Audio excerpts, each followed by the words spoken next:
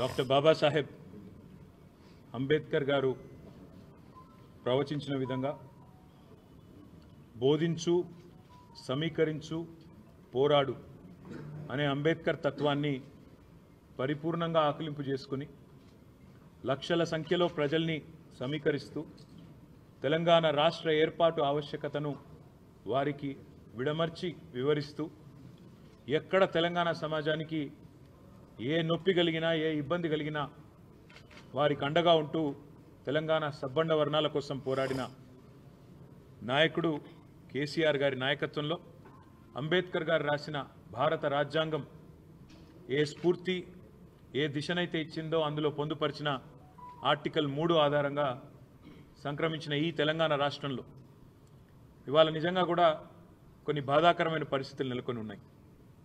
మొన్ననే పోయిన వారం రాజ్యాంగ దినోత్సవం మనం జరుపుకున్నాం. డాక్టర్ బాబాసాహెబ్ రాసిన రాజ్యాంగాన్ని అమల్లోకి వచ్చిన రోజును రాజ్యాంగ దినోత్సవంగా పోయిన వారం జరుపుకున్నాం. మరి ఈరోజు వారి వర్ధంతి. అంబేద్కర్ గారు రాజ్యాంగంలో 3 ముఖ్యమైన ప్రిన్సిపల్స్ చెప్పారు: ఈక్వాలిటీ, లిబర్టీ, ఫ్రెటర్నిటీ. స్వేచ్ఛ, సమానత్వం, సౌభ్రాతృత్వం. మరి ఈరోజు నిజంగా కూడా తెలంగాణ రాష్ట్రంలో స్వేచ్ఛ అనేది కాంగ్రెస్ ప్రభుత్వం హరిస్తూ ఉన్నది. అంబేద్కర్ బతుకున్నప్పుడు అవమానించింది ఇదే కాంగ్రెస్ పార్టీ. అంబేద్కర్ జీవించి ఉన్నప్పుడు అవమానించింది ఇదే కాంగ్రెస్ పార్టీ. అంబేద్కర్ గారు ఈరోజు మన మధ్యన భౌతికంగా లేకపోతే ఈరోజు మళ్ళొక్కసారి తిరిగి కాంగ్రెస్ ప్రభుత్వం వారిని అవమానిస్తూ ఉన్నది. ప్రపంచంలో ఎక్కడా లేని విధంగా 125 ఫీట్ల 125 అడుగుల నిడివితో బ్రహ్మాండంగా కేసీఆర్ గారు హైదరాబాద్ నడిబొడ్డున హైదరాబాద్లో ఉన్న తెలంగాణ సచివాలయానికి వారి పేరు పెట్టడమే కాదు, తెలంగాణ సచివాలయానికి డాక్టర్ బాబాసాహెబ్ గారి పేరు పెట్టి గౌరవించడమే కాకుండా ఆయన స్ఫూర్తితో నిరంతరం అక్కడ కూర్చునే పాలకులు పరిపాలించాలని ఎల్లవేళలా ఆయన మనకు దిశానిర్దేశం చేసే విధంగా అక్కడికి కొన్ని కేవలం కూతవేటు దూరంలోనే అంబేద్కర్ గారి విగ్రహాన్ని అద్భుతంగా ఏర్పాటు చేశారు. చేయడమే కాకుండా ప్రకాష్ అంబేద్కర్ గారిని కూడా ఆహ్వానించి రాజకీయాలకు అతీతంగా బ్రహ్మాండమైన కార్యక్రమాన్ని నిర్వహించడం జరిగింది. ఈరోజు ఈ ప్రభుత్వాన్ని నేను అడుగుతా ఉన్నాను, ఇవాళ మీరు నిర్బంధిస్తున్నది, అణిచివేస్తున్నది మమ్మల్ని కాదు, భారత రాష్ట్ర సమితి నాయకులను కాదు, మిమ్మల్ని ప్రశ్నిస్తున్న వాళ్ళని కాదు. మీరు నిర్బంధిస్తున్నది ఆ 125 ఫీట్ల ఎత్తున ఈరోజు మొత్తం హైదరాబాద్ను, మొత్తం భారతదేశానికి స్ఫూర్తినిచ్చే విధంగా అక్కడ నిలుచొని ఉన్న మహానుభావుడు అంబేద్కర్ గారిని మీరు నిర్బంధిస్తూ ఉన్నారు. మీకు కోపం ఉంటే మా మీద ఉండవచ్చు, కేసీఆర్ గారి మీద ఉండవచ్చు, భారత రాష్ట్ర సమితి మీద ఉండొచ్చు, మా మీద అక్కసు ఉండొచ్చు. కానీ ఆ అక్కసును ఒక మహానుభావుడు ఏప్రిల్ 14 వారి జయంతి, డిసెంబర్ 6 అంబేద్కర్ గారి వర్ధంతి, మధ్యలో రాజ్యాంగ దినోత్సవం కూడా ఉన్నది. ఈ 3 సందర్భాల్లో కూడా బ్రహ్మాండంగా అక్కడ కార్యక్రమాలు చేయవచ్చు. డాక్టర్ బాబాసాహెబ్ అంబేద్కర్ దగ్గర విగ్రహం దగ్గర ఒక అద్భుతమైన మ్యూజియం కూడా ఏర్పాటు చేసినాం. దాన్ని ఈరోజు వరకు మీరు పట్టించుకోరు. కనీసం తాళాలు కూడా తెరవకుండా గేట్లకు తాళాలు వేసి పెట్టి అపరిశుభ్రంగా ఈరోజు ఆ మహనీయుణ్ణి అవమానించే విధంగా వారిని కూడా నిర్బంధించి పెట్టింది కాంగ్రెస్ పార్టీ అని చెప్పడంలో ఎలాంటి రెండో ఆలోచన కానీ రెండో అభిప్రాయం కానీ మాకు లేనే లేదు. ఇవాళ మహానుభావుడి దగ్గరికి మేము పోతాము అంటే, ప్రజాస్వామికంగా నిరసన చెప్తాము అంటే, మా నాయకుల వ్యక్తిగత స్వేచ్ఛను, మా ప్రజాస్వామిక హక్కును కాలరాస్తున్న ప్రభుత్వానికి నిరసనగా మేము అక్కడికి పోతామంటే 300-400 మంది పోలీసులను పెట్టినారు కదా ముఖ్యమంత్రి గారు. నేను అడుగుతా ఉన్నా, ఆ 300-400 మంది పోలీసులకు మీరు పెట్టిన ఖర్చుతో ఆ ప్రాంగణం మొత్తం పరిశుభ్రం చేయరాదా?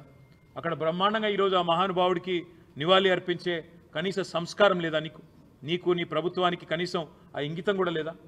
అందుకే ఈ రాష్ట్ర ప్రభుత్వాన్ని, రేవంత్ రెడ్డిని నేను అనేది ఒకటే, మీరు నిర్బంధిస్తున్నది, స్వేచ్ఛను హరిస్తున్నది మాది కాదు. డాక్టర్ బాబాసాహెబ్ అంబేద్కర్ భారతరత్న ఆయన సామాన్యుడు కాదు, ఒక అసామాన్యుడు. ఈరోజు ప్రపంచవ్యాప్తంగా విశ్వవిఖ్యాత మేధావుల్లో ఒకటిగా గుర్తించబడ్డవాడు. ప్రపంచంలోని గొప్ప విశ్వవిద్యాలయాలు, హార్వర్డు అలాంటి విశ్వవిద్యాలయాలు కూడా అంబేద్కర్ గారిని తలుచుకొని వారి విగ్రహాలు పెట్టుకుని ఇవాళ కూడా కొలుచుకుంటా ఉన్నాయి. ఆక్స్ఫర్డ్లో కూడా వారి విగ్రహం ఉంది. మరి అట్లాంటి అంబేద్కర్ గారి ప్రపంచంలోనే అతిపెద్ద విగ్రహం మన హైదరాబాద్లో ఉంటే, నీ సెక్రటేరియట్కు 4 అడుగుల దూరంలో ఉంటే నీకు అక్కడికి వెళ్ళి నివాళులు అర్పించే సంస్కారం లేని ఒక కుసంస్కారి నువ్వు అనే మాట కూడా నేను విజ్ఞప్తి చేస్తా ఉన్నాను. అంతేకాదు ఈరోజు భారత రాష్ట్ర సమితి తరపున డాక్టర్ బాబాసాహెబ్ వర్ధంతి రోజు సూటిగా ముఖ్యమంత్రి గారిని కొన్ని ప్రశ్నలు నేను అడగదలుచుకున్నా. డాక్టర్ బాబాసాహెబ్ అంబేద్కర్ విగ్రహాన్ని 125 ఫీట్ల విగ్రహాన్ని నిర్లక్ష్యం చేయడం వెనుక నీకున్న ఉద్దేశం ఏంది? ఇది ఆయన ఆలోచన విధానాన్ని ఒక రకంగా అవమానించడమా, లేదా నీ కాంగ్రెస్ పార్టీ అధినాయకత్వం పెద్ద నాయకులందరూ ఇక్కడ ఎవరెవరైతే ఉన్నారో అంబేద్కర్ గారు కావచ్చు, లేదా మా తెలంగాణ బిడ్డ పివి నరసింహారావు గారు కావచ్చు, ఎట్లయితే కాంగ్రెస్ అధినాయకత్వం మొదటి నుంచి అవమానాల పాలు చేస్తూ వచ్చిందో మీ పైనుంచి వచ్చిన డైరెక్షన్ హైకమాండ్ నుంచి ఏమైనా ఉన్నదా చెప్పాలా మీరు? లేకపోతే ఆయనను ఈ రకంగా అవమానించాల్సిన అవసరం ఏముంది? ఆలోచన చేయాలి. అదే మాదిరిగా మీరే అన్నారు కేసీఆర్ గారు దళిత బంధు అనే ఒక విప్లవాత్మకమైన పథకం తెస్తే దళిత బంధు కాదు మేము అంబేద్కర్ అభయహస్తం తెస్తున్నాం అని అంబేద్కర్ గారి పేరు పెట్టే మీరు మీ మేనిఫెస్టోలో ప్రకటించినారు. ఇవాళ సరిగ్గా సంవత్సరం అయింది నీ ప్రభుత్వం వచ్చి. మరి సంవత్సరం తర్వాత అటు దళిత బంధు లేదు, ఇటు అంబేద్కర్ అభయహస్తము లేదు. దళిత బంధు డిమాండ్ చేస్తున్న దళిత సోదరుల మీద కేసులు మాత్రం దండిగా పెడుతున్నారు. ఇదేనా మీరు అంబేద్కర్ గారికి ఇచ్చే నివాళి? ఇదేనా దళితుల పట్ల మీ ప్రభుత్వానికి మీ పార్టీకి ఉన్న ప్రేమ అని నేను ముఖ్యమంత్రిని అడుగుతా ఉన్నాను. అదే మాదిరిగా కేసీఆర్ గారు కేవలం మాటలకు పరిమితం కాలేదు. డాక్టర్ బాబాసాహెబ్ విద్యతోనే వికాసం వస్తుంది, వికాసంతోనే విజ్ఞానం పెరిగి సమాజంలో సమానత్వం వస్తుంది అని నమ్మిన మహానుభావుడు. అందుకే వారి పేరు మీదే doctor Babasaheb Ambedkar overseas scholarship పేరిట వేలాది మంది విద్యార్థులను 7,000 మంది పైచిలుకు విద్యార్థులను తెలంగాణ బిడ్డలను దళిత బహుజన వర్గాలకు సంబంధించిన బిడ్డలను విదేశాలకు పంపింది తెలంగాణ ప్రభుత్వం కేసీఆర్ గారి నాయకత్వంలో. ఇవాళ ఆ పిల్లలు రెండవ ఇన్స్టాల్మెంట్ కూడా రాకుండా మా ప్రభుత్వం మొదటి ఇన్స్టాల్మెంట్ ఇస్తే ఈరోజు రెండవ ఇన్స్టాల్మెంట్ కోసం దేశ విదేశాల్లో అల్లాడుతున్న విషయం మీకు కనీసం తెలుసా నేను అడుగుతా ఉన్నా. వారిని ఎందుకు పట్టించుకోవట్లేదు? విద్యార్థుల ఉన్నత విద్య, విదేశాల్లో వారు అభ్యసిస్తున్న విద్య తెలంగాణ సమాజానికి భారతదేశానికి ఉపయోగపడదా?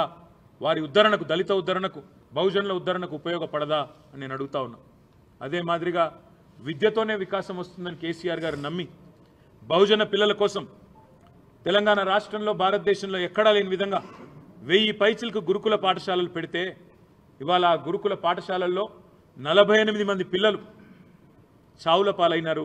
మేము ఆ విద్యార్థులను మా ప్రభుత్వంలో ఉన్నప్పుడు ఎవరెస్ట్ శిఖరాన్ని ఎక్కిస్తే మీరు ఆ పిల్లల్ని పాడెనెక్కిస్తూ ఉన్నారు. మరి మేము ఈ గురుకులాలు బాగుపడాలి, అందులో చదువుతున్న లక్షల మంది పిల్లల భవిష్యత్తు బాగుండాలి అనే ఆలోచనతో ఏర్పాటు చేసిన గురుకులాలను నిర్లక్ష్యం చేయడమే మీరు అంబేద్కర్ గారికి ఇచ్చిన ఇవాళ మేము అడుగుతా ఉన్నాం. మా పిల్లలు, మా బీఆర్ఎస్ విద్యార్థి విభాగం పిల్లలు గురుకుల బాట బట్టి వారం రోజులుగా గురుకులాలు తిరుగుతూ ఉన్నారు. అక్కడ నెలకొని ఉన్న స్థితిగతులు మా బీఆర్ఎస్ విద్యార్థి విభాగం ఆధ్వర్యంలో కనుక్కొని రాష్ట్ర ప్రభుత్వ దృష్టికి రాబోయే శాసనసభ సమావేశాల్లో, శాసన మండలి సమావేశాల్లో తేవాలే, సమాజం దృష్టికి తేవాలే, ప్రభుత్వం మీద ఒత్తిడి పెంచాలే, ప్రధాన ప్రతిపక్షంగా మా పనిచేయాలని మేము ఆ పనిలో నిమగ్నమై ఉన్నాం.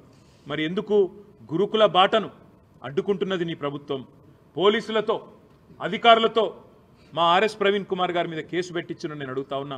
మా విద్యార్థి నాయకుల మీద కేసులు పెడతా ఉన్నారని నేను అడుగుతా ఉన్నా. సమాజంలో జరుగుతున్న దోపిడీని అడ్డుకొని మీరు చేస్తున్న అన్యాయాలను ప్రశ్నించినందుకేనా నిన్న మా నాయకులు మొత్తం మా గౌరవ ఎమ్మెల్యేలందరినీ ఎక్కడికక్కడ అరెస్ట్ చేసి దాదాపు 16-17 గంటల పాటు నిర్బంధించడమేనా మీరు అంబేద్కర్ గారికి ఇచ్చే నివాళని మేము అడుగుతా ఉన్నాం. ఇవాళ చివరిగా నేను ఈ కాంగ్రెస్ పార్టీని అడిగేది ఒకటే. ఇప్పుడే పెద్దలు మధుసూదనాచారి గారు చెప్పినట్టు రాజ్యాంగ రక్షకుడిగా పోజులు కొట్టే రాహుల్ గాంధీ నీకు ఉత్తరప్రదేశ్లోకి రానియకపోతేనేమో ఉక్రోషం వస్తున్నది. నేను ఉత్తరప్రదేశ్లో నిన్ను పర్యటించనీయకపోతే నేను ప్రతిపక్ష నాయకుడిని నన్నెందుకు తిరగనీయరు అంటున్నావు? మరి మేము ప్రజలు ఎన్నుకున్న నాయకులం కాదా? మేము ప్రజాప్రతినిధులం కాదా? మా మధుసూదనాచారి గారు శాసన మండలిలో ప్రతిపక్ష నాయకుడు కాదా? నీకే హోదా అయితే పార్లమెంట్లో ఉన్నదో మా మధుసూదనాచారి గారికి తెలంగాణలో అదే హోదా లేదా? మరి ఎందుకు ఇక్కడ గొంతు నొక్కుతున్నది నీ కాంగ్రెస్ ప్రభుత్వం? కొడంగల్ దళిత బిడ్డలు, కొడంగల్ గిరిజన బిడ్డలు ఎక్కడున్నావయ్యా రాహుల్ గాంధీ? నువ్వెందుకు వస్తలేవు మా దగ్గరికి? నీ ముఖ్యమంత్రి మా భూములు గుంజుకుంటుంటే, మా వాళ్ళను జైల్లో పెడితే, అర్ధరాత్రి మా ఇంటి మీద తలుపులు పలగొట్టి దాడి చేస్తుంటే ఎక్కడ ఉన్నావని చెప్పి ఢిల్లీకి వచ్చి ఆక్రోశించినా ఇక్కడికి వస్తలేవు కదా రాహుల్ గాంధీ గారు? ఇదేనా మీరు చెప్పే స్వేచ్ఛ, సమానత్వం, సౌభ్రాతృత్వం? ఇదేనా మీరు మాట్లాడే రాజ్యాంగ రక్షణ అని రాహుల్ గాంధీ గారిని కూడా అడుగుతా ఉన్నా. దయచేసి చెప్పేదొకటి చేసేదొకటి అన్నట్టు కాకుండా డాక్టర్ బాబాసాహెబ్ రచించిన రాజ్యాంగం మీద కనీస జ్ఞానం, కనీస మర్యాద ఉన్నా రాహుల్ గాంధీ గారు ఇకనైనా నీ కాంగ్రెస్ పార్టీకి కాంగ్రెస్ ప్రభుత్వానికి హితోపదేశం చేయి, వారికి చెప్పు ఈ వ్యక్తిగత దాడులు, వ్యక్తిత్వ హననాలు, రాష్ట్రంలోని బలహీన వర్గాల మీద జరుగుతున్న జులుం ఏదైతే ఉన్నదో ఈ విషయంలో నీ ముఖ్యమంత్రికి సద్బుద్ధిని ప్రసాదించే విధంగా ఆ అంబేద్కర్ గారి సాక్షిగా, అంబేద్కర్ గారి వర్ధంతి సాక్షిగా ఖచ్చితంగా ఆదేశాలు ఇవ్వాలని కోరుతూ, మరి ఇవాళ మమ్మల్ని పోనీయకుండా మేము పోదామనుకున్నాం ఆ 125 అడుగుల నిడివి ఉన్న డాక్టర్ బాబాసాహెబ్ విగ్రహం దగ్గర పోయి అవసరమైతే స్వయంగా మేమే చీపుర్లు బట్టి, ఈ ముఖ్యమంత్రి పట్టించుకుంటలేడు, ఈ ప్రభుత్వం పట్టించుకుంటలేదు, మేమే శుభ్రం చేద్దాం చీపుర్లు బట్టని మేము బయలుదేరుతుంటే మా అందరి ఇళ్ల ముంగట పోలీసులు, మా ఎమ్మెల్యేలు, మా నాయకులందరూ హౌస్ అరెస్ట్. ఇంతకంటే దౌర్భాగ్యం ఇంకోటి ఉంటుందా? నువ్వు పరిశుభ్రం చేయవు, నువ్వు పట్టించుకోవు, మమ్మల్ని ఈరోజు ఇక్కడ హౌస్ అరెస్ట్ చేస్తా ఉన్నావు. మా తెలంగాణ భవన్, మా పార్టీ కేంద్ర కార్యాలయం, ఇక్కడ అంబేద్కర్ గారి వర్ధంతి కార్యక్రమం చేసుకుంటామంటే ఇలా మీరు బయటికి పోయి చూడొచ్చు. గేటు ముందా ఈరోజు దాదాపు ఒక 100 మంది పోలీసులు ఉన్నారు. ఇదేనా ఇందిరమ్మ రాజ్యం అంటే? మీరు చెప్పిన ఇందిరమ్మ రాజ్యం ఇదేనా? ఎమర్జెన్సీ రోజులను తలపించే విధంగా ఎక్కడికక్కడ పోలీసులతో గొంతు నొక్కే ప్రయత్నం చేయడమే మీరు చెప్పిన ఇందిరమ్మ రాజ్యమా అని నేను అడుగుతా ఉన్నా.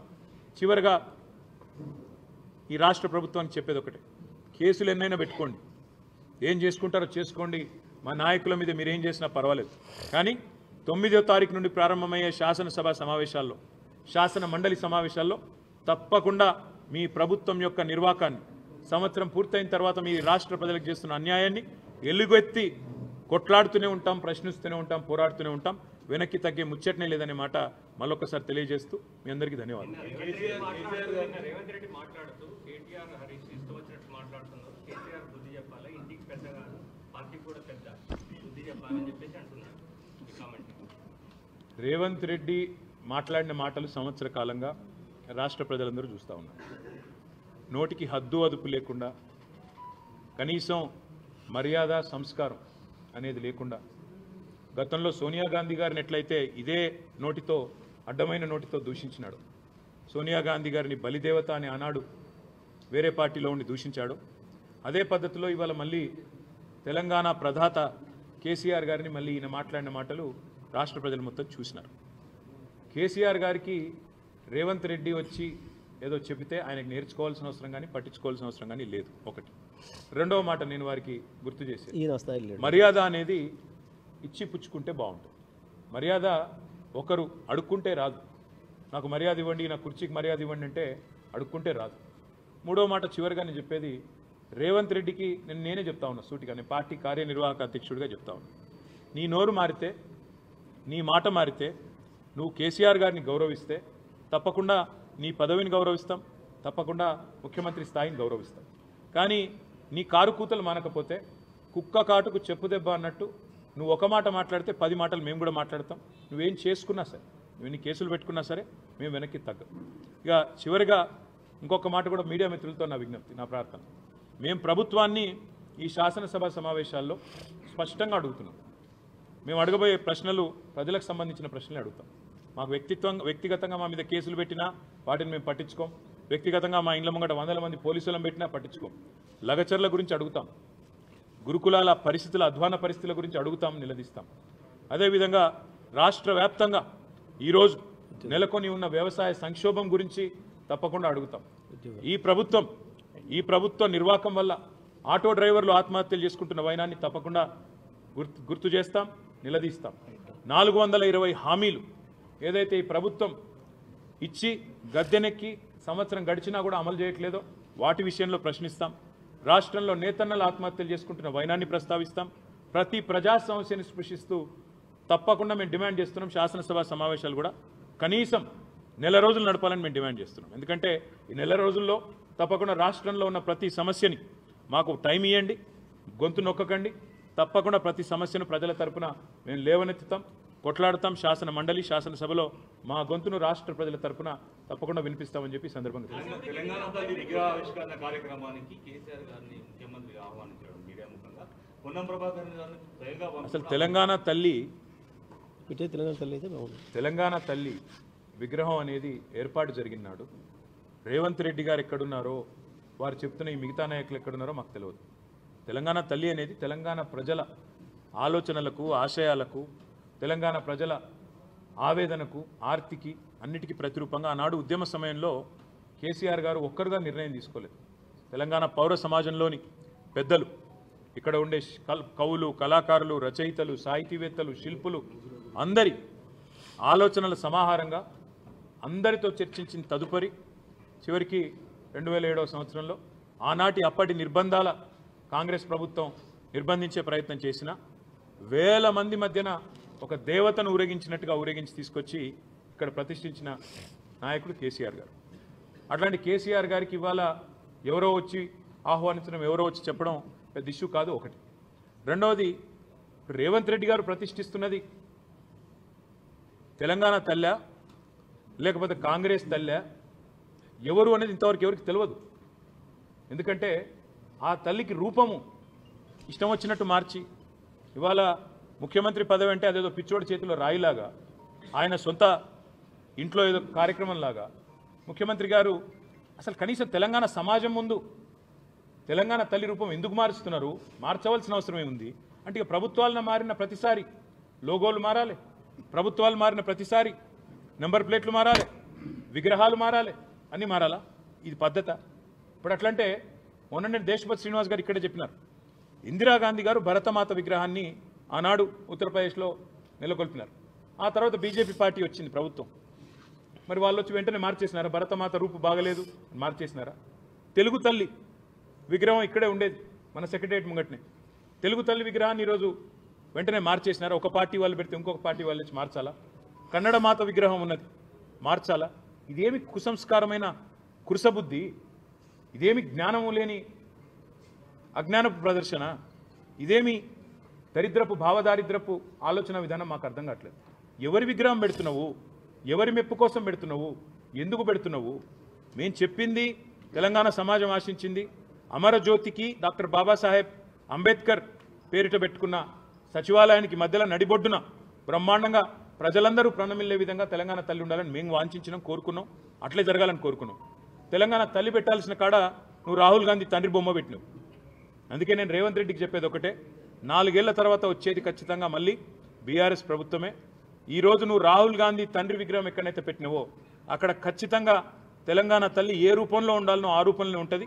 నువ్వు ఏదో ఒకటి కాంగ్రెస్ తల్లిని పెట్టి అదే తెలంగాణ తల్లి అని చెప్పి నీ ఇష్టం వచ్చినట్టు నేను చరిత్రను వక్రీకరిస్తాను, మారుస్తానంటే రావెల్ల వెంకటరామారావు గారు, మహాకవి దాశరథి గారు, వారందరూ కలలు గన్న ఆ తెలంగాణ సమాజం ఈరోజు ప్రస్తుతిస్తున్న తెలంగాణ తల్లి వేల విగ్రహాలు ఉన్నాయి తెలంగాణ రాష్ట్ర వ్యాప్తంగా.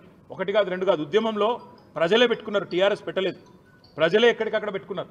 కాబట్టి అట్లాంటి తెలంగాణ తల్లి విగ్రహాన్ని రూపు మారుస్తాను, తెలంగాణ చరిత్ర రూపుమాపుతా అని ముఖ్యమంత్రి అనుకుంటే ఆయన అవివేకి, అజ్ఞాని అని మళ్ళొకసారి రుజువైతుంది తప్ప మాకు పోయేదేం లేదు. 4 ఏళ్ల తర్వాత బరాబర్ వస్తాం. ఎక్కడ తెలంగాణ తల్లి విగ్రహం ఉండాలని అక్కడ ఉంటుంది, ఎక్కడ రాహుల్ గాంధీ తండ్రి విగ్రహం ఉండాలని అక్కడనే పెడతామనే మాట కూడా నేను విజ్ఞప్తి చేస్తాను. Thank you. చాలు, ఈ రోజుకి చాలు.